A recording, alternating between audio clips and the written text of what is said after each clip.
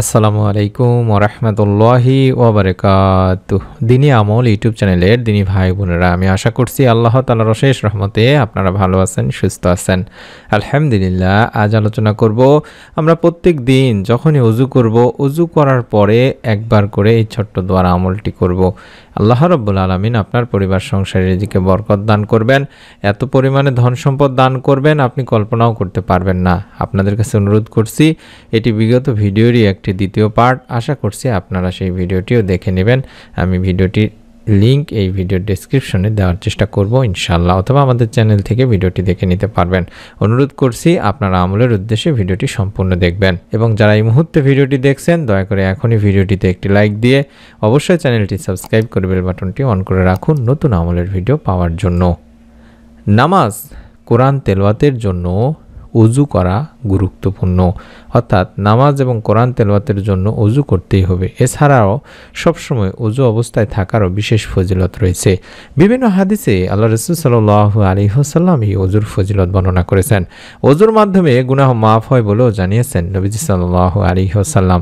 বর্ণিত হয়েছে, যখন কোনো মুসলিম বা মুমিন বান্দা ওযুর সময় মুখমণ্ডল ধোয়, তখন তার চোখ দিয়ে তার করা প্রাশিগুলো পানির সঙ্গে কিংবা পানির শেষ বিন্দুর সঙ্গে বের হয়ে যায় বা মুছে যায়। সুবহানাল্লাহ।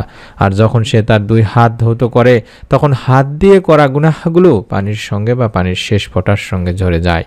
এরপর সে যখন তার পা দুটি ধৌত করে, তখন তার দু পা দিয়ে করা গুনাহ পানির সঙ্গে বা পানির শেষ বিন্দুর সঙ্গে বেরিয়ে যায়। এমনকি সে তার যাবতীয় সগীরা গুনাহ থেকে মুক্ত হয় এবং পরিষ্কার পরিচ্ছন্ন হয়ে যায়। সুবহানাল্লাহ।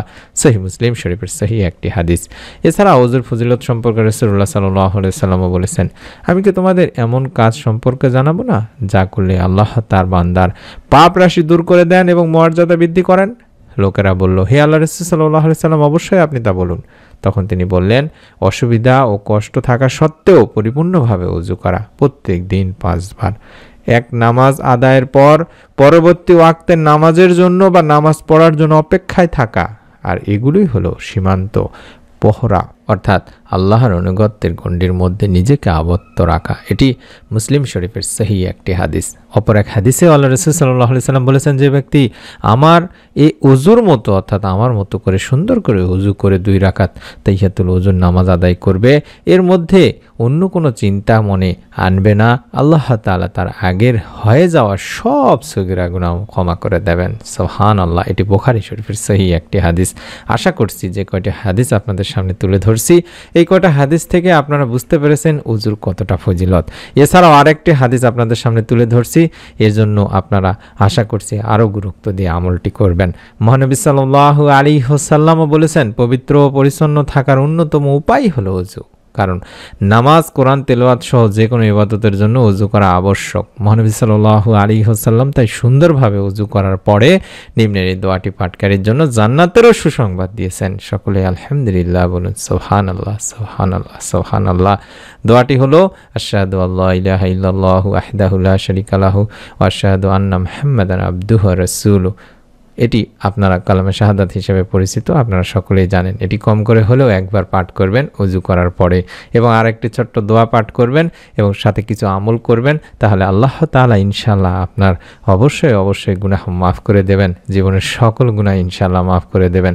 এবং আল্লাহ তাআলার কাছে যদি আপনি গুনাহ মুক্ত হয়ে যেতে পারেন, আল্লাহ তাআলা যদি আপনার গুনাহ মাফ করেন, তারপরে যদি আল্লাহ তাআলার কাছে আপনি দোয়া করেন, তাহলে আল্লাহ তাআলা ইনশাআল্লাহ আপনার দোয়াও কবুল করবে। এবং সেই সময়টিতে আমরা ওযু করার পরে কালামে শাহাদাত পড়ব, তারপরে আমরা দোয়াটি পাঠ করব। ওমর বিন খাত্তাব রাদিয়াল্লাহু তাআলা আনহু থেকে বর্ণিত, রাসূল সাল্লাল্লাহু আলাইহি সাল্লাম বলেছেন, যে ব্যক্তি সুন্দরভাবে ওযু করবে অতঃপর এই দোয়াটি পড়বে, যেটি দোয়াটি শিখিয়ে দিলাম অর্থাৎ কালামে শাহাদাত, এটি পড়বে, তার জন্য জান্নাতে 8টি দরজায় খোলা হবে।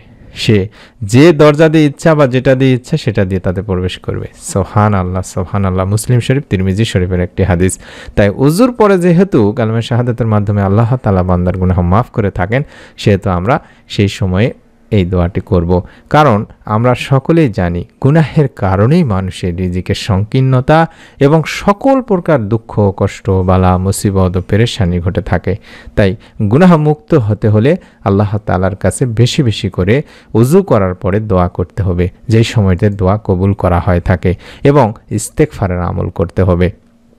ইস্তেগফার পাঠে বান্দার অভাব মোচন করা হয়, পাপাচারও ক্ষমা করা হয়। সন্তান সন্ততির অভাব যেমন থাকে না, তেমনি রিজিকে আসে পরিপূর্ণ বরকত। তাই অভাবমুক্ত থাকতে পবিত্র কোরআনের বিভিন্ন জায়গাতে যেহেতু বলা হয়েছে বেশি বেশি ইস্তেগফার পাঠের কথা, তাই আমরা বেশি বেশি করে ইস্তেগফার অবশ্যই পাঠ করব দিনী ভাই বোনেরা, যার ফলে মহান রব্বুল আলামিন মানুষকে উত্তম রিজিক সহ অসংখ্য নিয়ামতে ধন্য করবেন বলেও জানিয়েছেন। তাই তো মহান রব্বুল আলামিন আল্লাহ তাআলা বলেন, অতঃপর বলেছি তোমরা তোমাদের পালনকর্তার কাছে ক্ষমা প্রার্থনা করো, তিনি অত্যন্ত ক্ষমাশীল, তিনি তোমাদের উপর অজস্র বৃষ্টি ধারা ছেড়ে দেবেন, তোমাদের ধন সম্পদ ও সন্তান সন্ততি বাড়িয়ে দেবেন, তোমাদের জন্য উদ্যান স্থাপন করবেন এবং তোমাদের জন্য নদী নালা প্রবাহিত করবেন। সূরা নূহতে বলা হয়েছে। এছাড়াও নবী করিম সাল্লাল্লাহু আলাইহি ওয়াসাল্লামও হাদিসে বলেছেন, যে ব্যক্তি অধিক পরিমাণে আস্তাগফিরুল্লাহ পড়বে, যার অর্থই আমি আল্লাহ তাআলার কাছে ক্ষমা প্রার্থনা করছি, আল্লাহ তাকে তার সব দুশ্চিন্তা থেকে মুক্ত করবেন, সব সংকট থেকে মুক্তি দেবেন এবং তাকে এমনভাবে অর্থদান করবেন যা কোনো মানুষ ধারণাও করতে পারে না। মুস্তাদরাকে হাকিমের একটি হাদিস। সুবহানাল্লাহ, সুবহানাল্লাহ। তাই ওযু করার পরে আমাদের প্রথম কাজই হবে অন্তত কালামায়ে শাহাদাতটি একবার পাঠ করে নেওয়া। আশহাদু আল্লা ইলাহা ইল্লাল্লাহু ওয়াহদাহু লা শারীকা লাহু ওয়া আশহাদু আন্না মুহাম্মাদান আবদুহু ওয়া রাসূল। এইভাবে অন্তত একবার পাঠ করে নেবেন এবং কম করে হলেও অন্তত 3 বার আস্তাগফিরুল্লাহ, আস্তাগফিরুল্লাহ, আস্তাগফিরুল্লাহ পাঠ করে নেবেন। এই ইস্তেগফার অবশ্যই পাঠ করবেন দিনী ভাই বোনেরা এবং একটি ছোট্ট দোয়া কম করে হলেও একবার পাঠ করবেন, যে দোয়ার মাধ্যমে আল্লাহ রাব্বুল আলামিন বান্দাকে রিজিকে বরকত দিয়ে থাকেন, এত পরিমাণে বরকত দিয়ে থাকেন যে সে কল্পনাও করতে পারবে না। আর সেই দোয়াটি হচ্ছে সুবহানাল্লাহি ওয়া বিহামদিহি সুবহানাল্লাহিল আযীম ওয়া বিহামদিহি আস্তাগফিরুল্লাহ। আমি স্ক্রিনে দেখাচ্ছি, আশা করছি আপনারা এই 3টি আমল করবেন। প্রথমে কালামায়ে শাহাদাত, তারপরে আমি দেখাচ্ছি, আশা করছি আপনারা দেখতে পাচ্ছেন। ওযু করার পরে অন্তত এটি একবার পাঠ করবেন এবং তারপরে আস্তাগফিরুল্লাহ, আস্তাগফিরুল্লাহ, আস্তাগফিরুল্লাহ এইভাবে অন্তত 3 বার পাঠ করবেন এবং একবার পাঠ করবেন সুবহানাল্লাহি ওয়া বিহামদিহি সুবহানাল্লাহিল আযীম ওয়া বিহামদিহি আস্তাগফিরুল্লাহ। এইভাবে অন্তত একবার পাঠ করবেন। সারা দিনে বেশি বেশি করে ইস্তেগফার পড়বেন, আল্লাহ তাআলার কাছে রিজিকে বরকত চাইবেন, ইনশাআল্লাহ আল্লাহ রাব্বুল আলামিন আপনাকে মাফ করে দেবেন। মনের মধ্যে শতভাগ বিশ্বাস নিয়ে আমলটি করতে হবে, তাই অনুরোধ করছি প্রত্যেকেই অবশ্যই একটি করে নিয়ত করে ফেলুন। ভিডিওটিতে লাইক দিয়ে কমেন্ট সেকশন অন্তত আমিন লেখার মাধ্যমে আপনার নিকট আত্মীয় স্বজনদের কাছে ভিডিওটি শেয়ার করে দিন, তারাও যেন সহজ আমলটি করতে পারেন, তাদের পরিবার সংসারে যেন রিজিকে বরকত আসে। আপনারা হয়তোবা অনেকেই আমাদের এই ভিডিওগুলো কপি করতেছেন, আপনাদের কাছে অনুরোধ করব আল্লাহ রাব্বুল আলামিনের কাছে আমরা অত্যন্ত সুখের সঙ্গে খুশির সঙ্গে বলতেছি, এর ওসিলায় হলেও যেন আল্লাহ তাআলা কঠিন কিয়ামতের দিন মুসিবতের সময় আমাদেরকে জান্নাতুল ফিরদাউস দান করেন। কারণ আপনারা অন্যায়ভাবে আমাদের ভিডিওগুলো চুরি করতেছেন, আমার ভয়েসগুলো চুরি করতেছেন, এর প্রতিদান আল্লাহ তাআলার কাছে আমরা অবশ্যই অবশ্যই চাইব।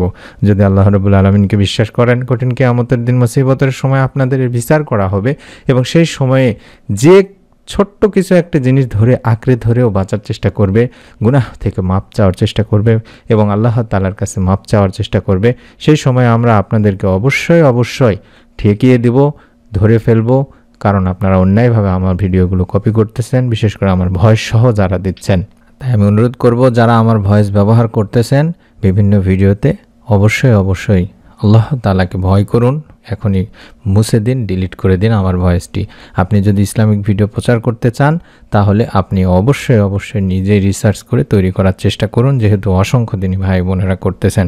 যারা কাজ করেন তারা হয়তো বা জানেন তারা কি পরিমাণ এখান থেকে আয় রোজগার হয়। আমরা কাজ করি দীর্ঘ 7 বছরের বেশি সময় ধরে, আমরা জানি ইনশাআল্লাহ। কারণ এটা দিয়ে আপনি কখনোই, আল্লাহ রাব্বুল আলামিন চাহে তো অনেকের হয়তো সংসার চলবে, কিন্তু এটা দিয়ে আপনি কখনোই মূল ইনকাম বা মূলভাবে চলতে পারবেন না। তাই অনুরোধ করছি, যারা এই কাজগুলো করেন তাদের একমাত্র শুধুমাত্র ইনকামের সোর্স এটার মাধ্যমেই যে তার জন্য করেন না। অনেকেই হয়তো নতুন যারা আমার ভিডিওগুলো কপি করতেছেন, ভিডিওগুলোর ভয়েস, আমার ভয়েসগুলো কপি করতেছেন, আমরা আল্লাহ তাআলার কাছে এর জবাবদিহিতা অবশ্যই অবশ্যই চাইব এবং কঠিন কিয়ামতের দিন মুসিবতের সময় আল্লাহ তাআলার কাছে এটা ধরেও বাঁচার চেষ্টা করব ইনশাআল্লাহ। তাই অনুরোধ করছি, যারা কাজটি করতেছেন অবশ্যই অবশ্যই এই কাজটি থেকে বিরত থাকুন। বিশেষ করে আমার ভয়েসগুলো যারা দিচ্ছেন তারা অবশ্যই মুছে ফেলুন। আল্লাহ রাব্বুল আলামিন আমাদের সকলকে নেক বুঝ দান করুন, সঠিক এবং সহি বুঝ দান করুন। কঠিন কিয়ামতের দিনের হিসাবের কথা মনে করে অন্তত অন্যায় কাজ থেকে বিরত থাকার তৌফিক দান করুন, আমিন। আপনাদের কাছে আবারও বলছি, সর্বপ্রথম আমরাই দীর্ঘ 7 থেকে 10 বছরের বেশি সময় ধরে আমি ইউটিউবে ইসলামিক ভিডিওতে ভয়েস দিয়ে থাকি। হয়তোবা যারা পুরাতন নতুন যারা হয়তোবা এখন ভিডিও দিচ্ছেন তারা হয়তো জানবেন না, কিন্তু অসংখ্য ভিডিও আমার ইউটিউবে আছে যেগুলোর কারণে আপনারা হয়তো আমার ভয়েসটিকে চিনে থাকেন। তাই অনুরোধ করছি, আমার ভয়েস আলা ভিডিওগুলো দেখার জন্য হলো আমি চ্যানেলগুলোর নাম দেখাচ্ছি। এগুলো মূলত মেন চ্যানেল। এই চ্যানেলগুলোতে আমি এখন নিয়মিত ভয়েস দেওয়ার চেষ্টা করে থাকি। তাই অনুরোধ করছি, এই চ্যানেলগুলো ছাড়া অন্য কোনো চ্যানেলে আমার যদি ভয়েস আলা ভিডিও দেখেন তাহলে বুঝবেন সেটা কেউ অন্যায়ভাবে করেছেন। এর প্রতিদান আমরা আল্লাহ তাআলার কাছে অবশ্যই চাইব। সকলে ভালো থাকুন, সুস্থ থাকুন। আল্লাহ রাব্বুল আলামিন আপনাদের সকলকে এই আমলটি করার মাধ্যমে পরিবার সংসার রিজিকে বরকত দান করুন, আপনার গুনাহ মাফ করুন, আমিন। আসসালামু আলাইকুম ওয়া রাহমাতুল্লাহি ওয়া বারাকাতুহু।